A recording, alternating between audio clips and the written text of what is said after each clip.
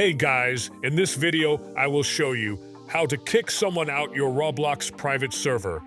Alright, let's begin with the video. First of all, you have to open up the game in which you are the owner of the server. You have to click on it. And here is the play action. You have to tap on it, and it is now joining the server, so you have to wait for it to open.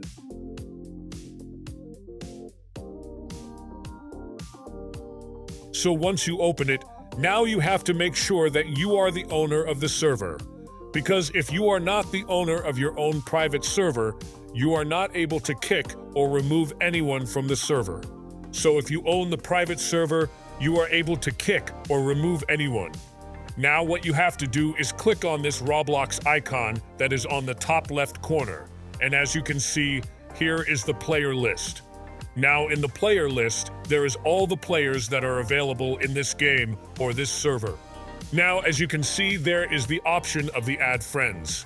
Same as it is, there is the option of the remove friend. If you are the owner of the server, you just have to click on it and that person will be removed from your server.